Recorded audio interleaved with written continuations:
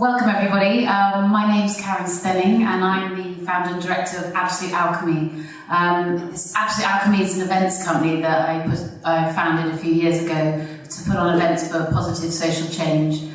I have started working with lots of different people. One of the events I'm going to be doing later this year here at Flatiron Square is going to be the Pebble Festival, so look out for that. But most of my events are around diversity, inclusivity, mental health and well-being, and environmental and sustainability stuff. I've also had a great pleasure of working with all of the three panellists in different shapes and forms over the years, so it's really wonderful to have them all here for the Wellness Week. So without further ado, I'm going to hand over to Tania. She's going to introduce herself.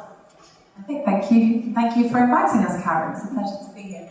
So hi everyone, my name is Tania Diggory. I run a company called Karma, spelled C-A-L-M-E-R, not K-A-R-M-A, just to make that clear. So about being calm. And it's a business that supports entrepreneurs and purposeful organisations with managing and nurturing good mental well-being and mental health in business. So we do lots of programmes, workshops, events and workplace training as well, to help people really come first and foremost from the place of looking after yourself, as well as looking after your business and your work, because that really does have a profound effect, and to look after your own levels of well-being.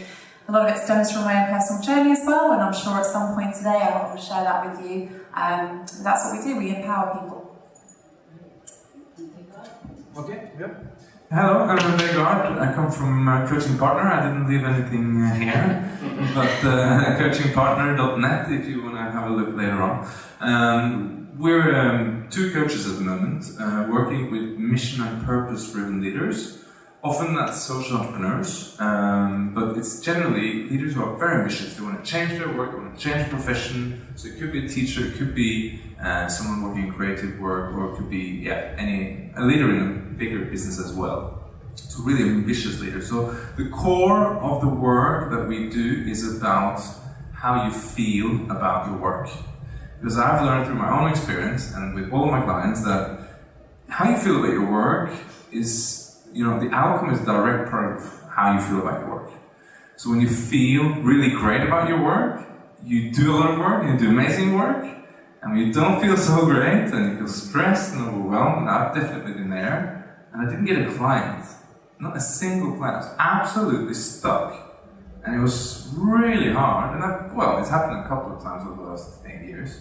But through those couple of times, I've learned the importance of really understanding myself and my feelings, and a big part of that is understanding my fears and reminding myself of my purpose and why I do what I do. So that's what we're about. Vegard was my coach last year and it was absolutely transformational, so I can't big him up enough. So anyway, Andy. Hey everyone, my name's Andy Dunn. So for me, I've been self-employed about 8 years now. But when I first began, I didn't want to be an entrepreneur, and I still particularly don't love that title. I identify more with being a creator and doing different things. I've written a book, I do work with young people in schools, big businesses, and for me, collaboration is what is most needed with people that are self-employed. One, because people can be quite isolated and lonely, and even though I know what I'm doing now after 8 years, there's still times where I feel lonely and I want to be around people that are in the same kind of wavelength. So a few years ago I started Creators Club, which I'm the director of, which runs events to help people collaborate more effectively. So we run events in London, Bristol, Birmingham and Cambridge now, and they do an annual festival and have an online support system for some of the more practical things. And for me, I was a designer and didn't have any training in how to market myself, promote myself, do accounting, all those things that you need to be good enough at to be able to succeed. So for me, they're really important, the practical skills, which I think can also help people with their well-being indirectly if they know how to do those things and can keep on top of those things. And I think Karen would like me, since I do lots of activities for a living and run events, to do something to help us connect as a group. Like the last thing, or what I hate most about events, is when I come on my own and I sort of sit there passively and I leave and I haven't really engaged. So I'd like us to engage and learn from you and vice versa. So can I do a little activity with you? Is that okay? Yeah? He's the king of icebreakers. Cool. If you can... They're always the best fun. I promise you. Okay, so now we're going to do a short Q&A and then we'll open it up to some questions for you. So, I'll wait for Andy.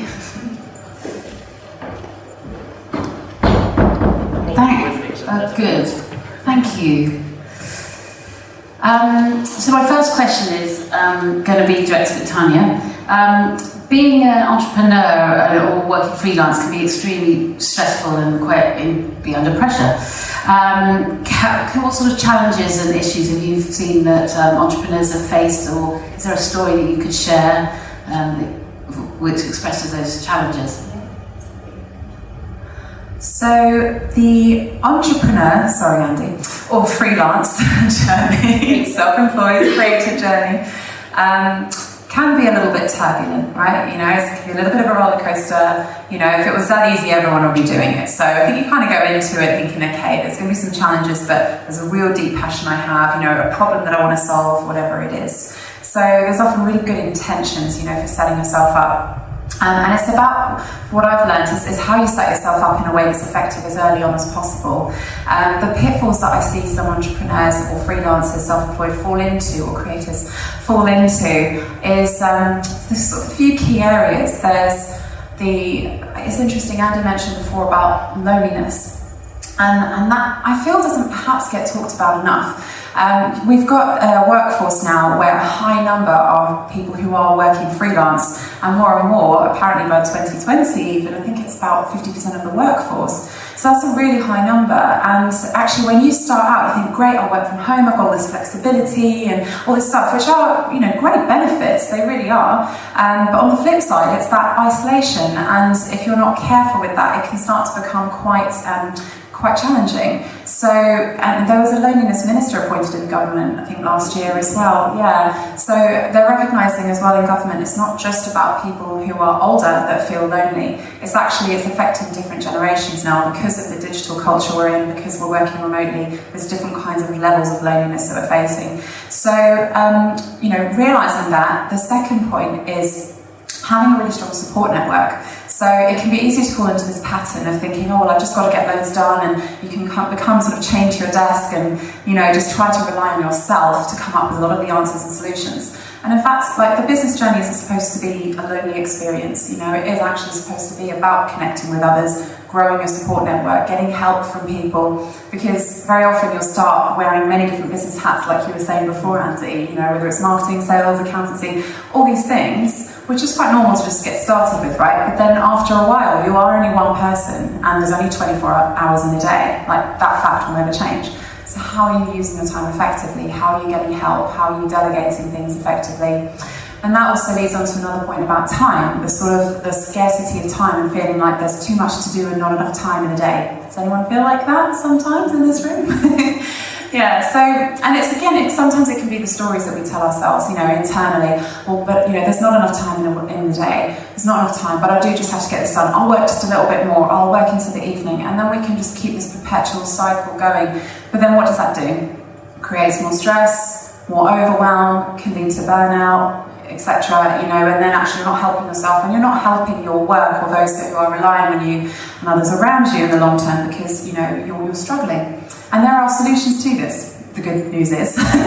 You know, so it is, and I believe a core of it does come down to your support network, but also, you know, educating yourself, continuous learning and development, and cultivating a deeper sense of connection to yourself as well as other people. So yeah, that's sort of what I see in my experience. And in terms of a story, a personal story, yeah. So I've run a business since 2010, and I've actually been through 3 different transitions during that time. So what I run now has been informed from my experience of being a business owner over those years. Started out running a local dance business, and then launching an international dance festival company, which was a massive leap. And, you know, I was just driven by passion, you know, at the time I just could see this big picture of what I wanted to achieve, and just dove straight into it. And on the outside, we looked really successful. You know, we grew year on year, we got funding for it, we had international artists coming over, we had people traveling from all over the world. We looked really successful. But on the inside, I was really, really struggling. And it was the first wake-up call that I had to make me realise how important it is to just say if you need help. I had so much on my shoulders. I was trying to, like, you know, international events company, it's not an easy gig, guys. I was trying to do so much of it myself, and I was working way too many hours. Again, only 24 hours in the day. I was burning out, I was so tired, and I ended up going through a spell of depression and anxiety attacks on and off for about a year. And this was all in the background. Again, I only told like close loved ones basically. And on the outside, I felt I had to wear this new kind of superwoman outfit of just looking like I was in control of everything and I had to have it all together. And it's really shouldn't be the case, I believe. And over time, you know, things did get easier, but I really had to educate myself, you know, on well-being. What does it mean? What does it mean to look after yourself in a holistic sense? What does mindfulness mean, and what does the work-life balance mean to me? Because it's different for everybody. You know, we are in a fortunate time of flexible working, but it's about understanding what does that mean for me in terms of a flexible approach to my work. You know, do I want to work a little bit here and there, sort of outside of your standard working hours, but ultimately what's the exception rather than the rule, you know? So, I took, for me, neuro-linguistic programming and NLP really helped me to sort of shift my thinking patterns and beliefs and just work in a more empowered way. And growing a support network, actually learning to reach out and understanding that vulnerability can be a real strength and it's not weak. And actually people who see you being open about stuff actually tend to see courage, which, you know, on your side of things, you're like, oh my God, I'm this open wound and everything just feels really exposed. but really, you know, actually it's a massively empowering step moving forward because then you're getting the help that you need and then you can grow your network and, you know, not try to do everything yourself. So, Can you ask the question again? It's, being an entrepreneur can be really stressful and challenging. Have you got any stories or anecdotal stories that you've seen with challenges that you face? Yeah, I mean, I think for me personally, it's been someone's got lots of different passions and things I want to do, being able to focus on one thing at a time and being able to let go of some projects or some things and then make one thing really happen. Like 4 years ago when I wanted to write my first book, I had 5 books I wanted to write. And I was like, these 5 books need to happen, they will happen. And I was like, I'm an optimist, I want to make them all happen. And then choosing which one, and I had to ask myself, like, if I only could write one in my life, which one would that be now? And now I ask myself that question when I write my next one. And having that discipline and focus to make that happen was like really new to me because I was used to kind of just trying to go to different things and thinking that they're all going to happen. And when I look back over like 5 or 7 years, I can be more realistic with loads of things that happen that I didn't expect would happen, but also I think the importance of focus, particularly creative entrepreneurs who they are gifted with the ability to create lots of ideas. But the challenge with that is the importance to focus and pay attention to the right thing for them, which might be the thing that will make them money or the right thing that will give them purpose in the sense of that passion they want as well. And I think when we figure that out, it becomes a lot easier than trying to do too many things or not getting a thing right. So I think that for me is really important. And I see it a lot of the time, people are like, I've got this new idea, this new thing. I'm like, it's really exciting and I want to hear about it, but you had a new idea last week and the week before and the week before. And it just becomes a pattern of ideas and not actually executing things and making things happen. That's what actually was my next question. So I'd see that being an entrepreneur is actually really exciting because you get to choose your own schedule, you can live your own dreams, there's so much freedom. But Vegard, I'm going to ask you this. What are the traps that some entrepreneurs fall into? So it is really exciting and it is, but what are some of the things that are sort of a bit like not being focused? What are some of the traps that entrepreneurs fall into that you've seen?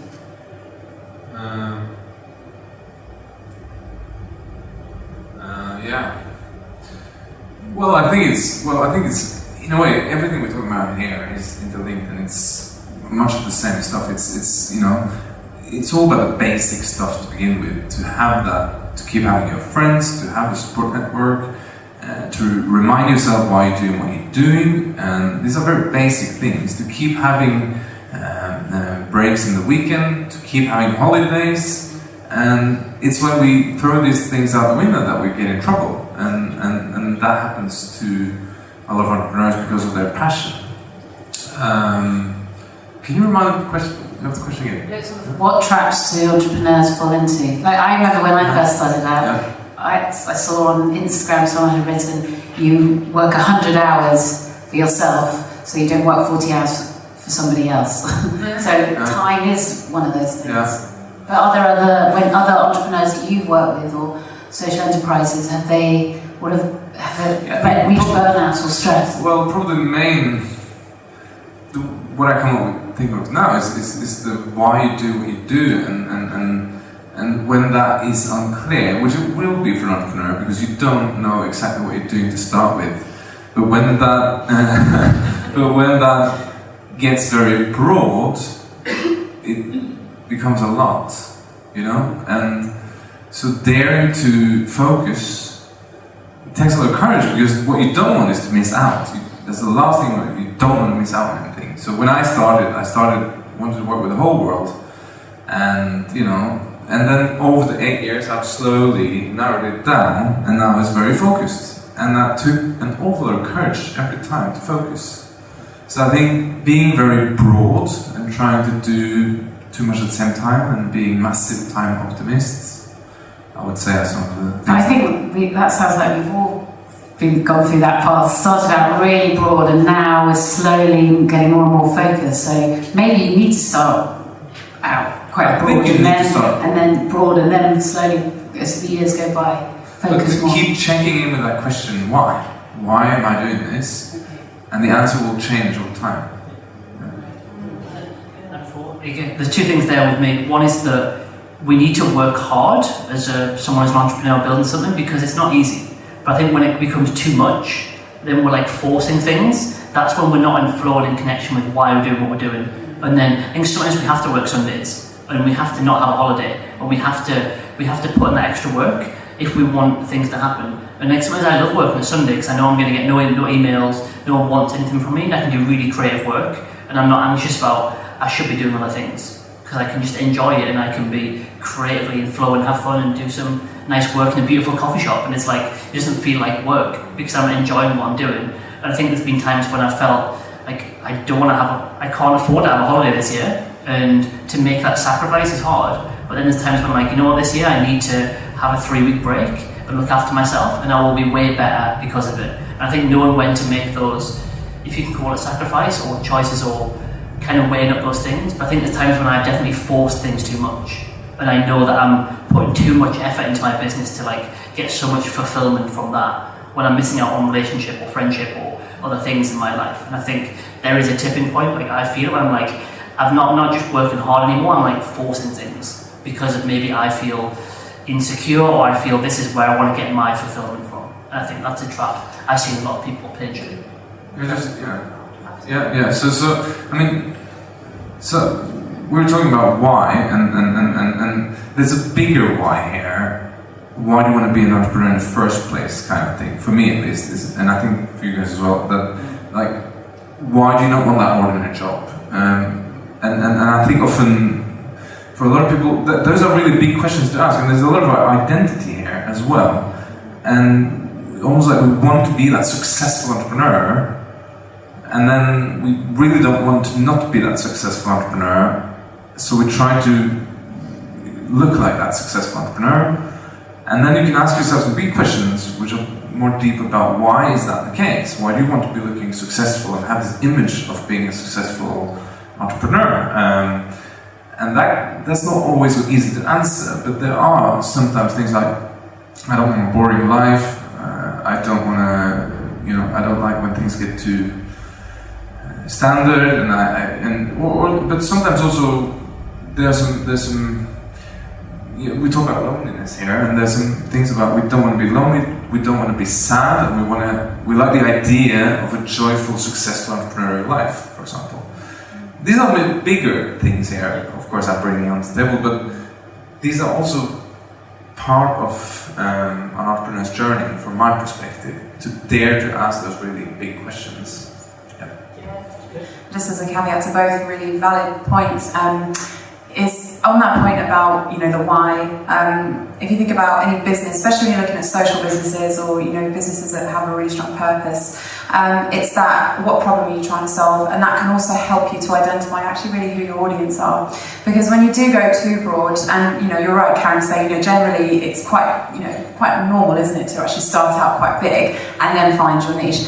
But by continuously being like, I just want to help everyone, or I want to do everything, under this kind of industry, then, if you think about it, especially with the digital landscape now, and the fact we can work globally, there's 7-8 billion people on this planet, so realistically, do we really want to help everyone? Would that be a little bit overwhelming, perhaps? And, there can be things that a lot of people around the world can benefit from, but realistically, you're never going to find a product that everyone likes anyway, or that everyone would want to do. So actually, research has shown the more niche that you can be, that then leads into your marketing and your core messaging, and actually when you're promoting to people, you want them to feel like you're speaking to them. Like this person gets me, this brand gets me, I need to go with them over this other brand because they really get what I need. So it's about that personal connection with your client as well. And you can have a thriving business on a small number of clients. It just depends on what your mission is. If you have, for example, 7 or 8 big clients per year,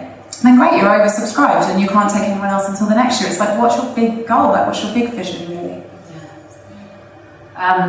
So actually on that note, do you think it's quite useful to really work out what exactly you want as how much you want to earn, or how much time do you want to spend on this? Because I think thinking too big is too... So are there any other top tips you'd say, trying to focus and set goal setting, or... Is there anything on that you'd like to? I mean, for me, I think it depends what kind of person you are. Some people are really numbers and goals oriented, from them they need to know that things. Some people are very intuitive and spiritual, and this is just my purpose and I want to do this, and what everyone says, it's kind of irrelevant. But I think once you get further into the journey, it's good to kind of have a way to measure what you're doing, and if you want to impact people or the environment or the business, and have a level of because you can go with resilience for a while and determination, but then that kind of dwindles out and other things take over, settling down or having family or relocating or all these other things, and then choices are kind of forced in a way that you have less control. So I think having that longer term picture is important, but when you're at the beginnings, I don't know what stage different people are at, but for me it depends on the personality type you are. Some people are really motivated by metrics and numbers, and some people are less so, but I think having a way to measure the impact, because it's also rewarding in terms of looking back on the year and saying this is what I've achieved, or on the month, and because if you're in a business, you've got a manager, and if your manager's good or leader's good, they will spend time with you and help you feel good for what you achieved. Whereas often if you're working alone, you haven't got that person to say, well done, you've done this month or this year, and having that way of building your self-esteem up and keeping you focused, which I think is something I'm really aware of, and I do well for myself now that I analyse stuff, but I am quite analytical as well as being creative. So you mentioned you do at the end of the year and have your yearly review. Yeah, in terms of I do once a year and analyse in numbers and figures how many people I've worked with, how many hours I've spent doing what I'm doing, how much money I've, all the kind of numbers in quite a visual way. But then I do a thing on feelings, and I pick the kind of most prominent feelings I felt, so whether I was anxious, whether I was stressed or overwhelmed, and then I kind of visually map out those things. So I kind of dig into how I felt throughout the year, and then try and flip that and say, if I don't want to feel like that, then what do I need to do? So for example, last year, I was in a kind of growing stage, and I was sort of spending money in quite a careless way, not over and above and beyond, but I wasn't really conscious. So when I came to the end of the year, I was a bit anxious about where money and cash flow was. So I spent 5 days just doing my finances from the 2nd to the 7th of January, and I felt great after it. I didn't enjoy spending 5 days just looking at spreadsheets and numbers. I'm a creative person, I love all this stuff. But that for me made me feel better for this whole year ahead.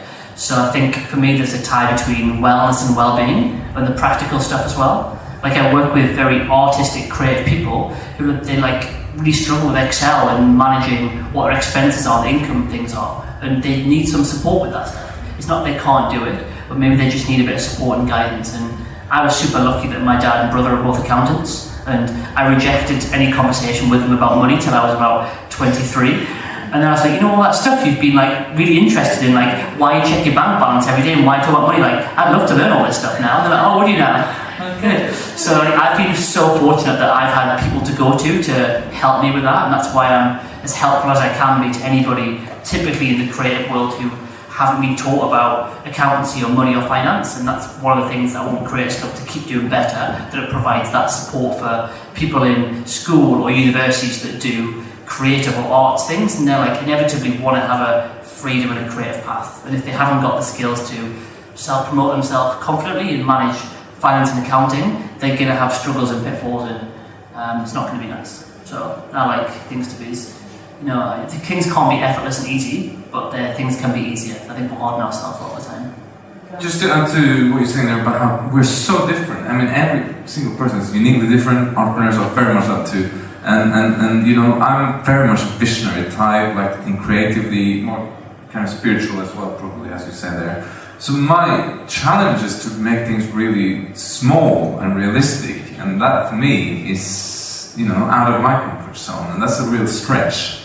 And I think that's what I've been doing in the last 8 years. The journey sort of forced me to do that, whether I wanted to do it or not.